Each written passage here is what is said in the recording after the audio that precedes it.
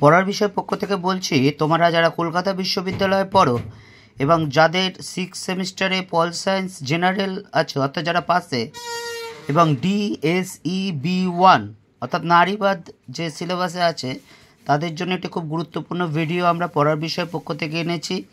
এই DSE-B1 suggestion তোমরা জানো, তবু আরেকবার বলে দিচ্ছি। তোমরা 65 নম্বরে পরীক্ষা দেবে।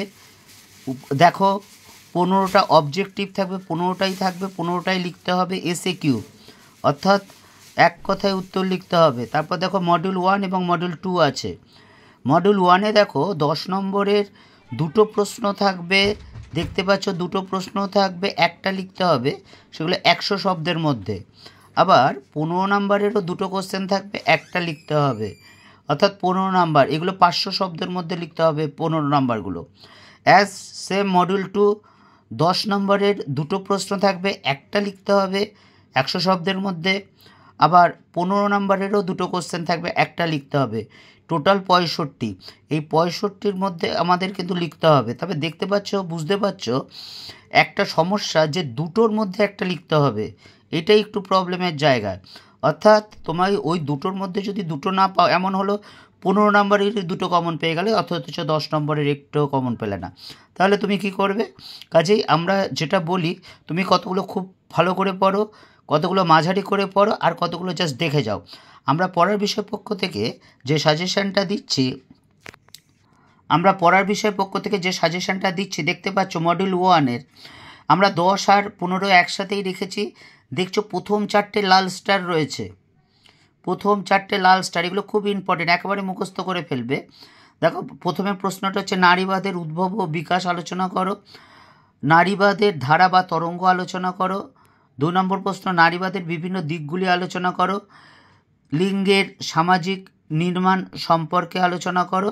4 নম্বর, সামাজিক লিঙ্গ বা জেন্ডার কি, জৈবিক লিঙ্গ বা সেক্স কি, উভয়ের মধ্যে পার্থক্য আলোচনা করো। তারপর দেখো 5, 6, 7 এগুলো একটু মোটামুটি করে পড়বে, যাতে তোমরা লিখতে পারো, কম বেশি যাই হোক। আর লাস্টের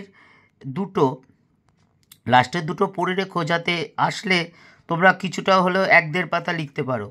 এই 10টা প্রশ্ন যদি তোমরা পড়ে যাও, আশা করি তোমরা এটা বলতে পারি পড়ার বিষয় পক্ষ থেকে, যে তোমরা কিন্তু কমন পাওয়ার দিকে অনেকটাই এগিয়ে যেতে পারবে। আমি বলছি না অবশ্যই সব কমন পাবে, তবে হ্যাঁ, কমন পাবে, অবশ্যই পাবে। দুটোর মধ্যে দুটো না হোক, একটা কিন্তু অবশ্যই পাবে। কাজে এই 10টা প্রশ্ন কিন্তু মডিউল 1 থেকে তোমরা ভালো করে যাও। দেখতেই পাচ্ছ, মডিউল 1 কলকাতা বিশ্ববিদ্যালয় DSE-B1 সাজেশান 2024।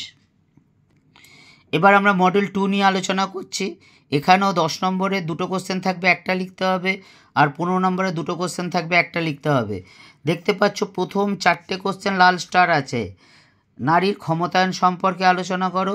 2 নম্বর, 1970-এর দশকের পরবর্তী পর্বে ভারতের নারী আন্দোলনের গতি প্রকৃতি বিশ্লেষণ করো। এই 1970-এর পরবর্তী বলে 1970 উত্তর পর্বেও লেখা থাকে অনেক জায়গায়, প্রশ্ন একই।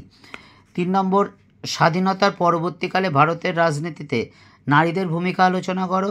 4 নম্বর, ভারতের নারী সম্পত্তির অধিকার সম্পর্কে আলোচনা করো। এই 4টে কোশ্চেন তোমরা খুব ভালো করে পড়বে। পরে 5, 6 আর 7 এই 3টে তোমরা মোটামুটি করে পড়বে, যাতে লিখে আসতে পারো বেশ ভালো করেই। অর্থাৎ 5 নম্বর প্রশ্নটা দেখো, ভারতীয় পরিবার ব্যবস্থায় নারীর প্রতি বৈষম্যের প্রধান ক্ষেত্রগুলি আলোচনা করো। 6 নম্বর, সাবেকি চিরাচরিত ইতিহাস চর্চার বিরুদ্ধে নারীদের প্রধান সমালোচনাগুলি লেখো। এবং 7 নম্বর, বিভিন্ন সমাজ সংস্কার আন্দোলনের মধ্য দিয়ে নারীদের অগ্রগতি সম্পর্কে আলোচনা করো। এই 7টা কোশ্চেন যদি তোমরা পড়ো, আশা করি অবশ্যই কিন্তু তোমরা মডিউল 2-এর যে দুটো 15 নম্বরের বা 10 নম্বরের একটা করে অবশ্যই কমন পাবে, আশা করি। তবে হ্যাঁ, ভালো করে পড়তে হবে, লিখে প্র্যাকটিস করতে হবে।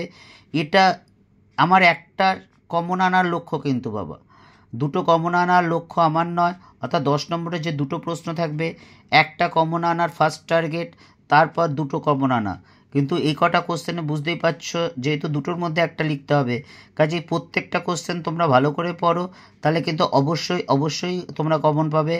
তোমাদের জুলাই মাসের ফার্স্টের দিকে পরীক্ষা, আশা করি পড়ার বিষয় পক্ষ থেকে তোমাদের অগ্রিম শুভেচ্ছা রইল।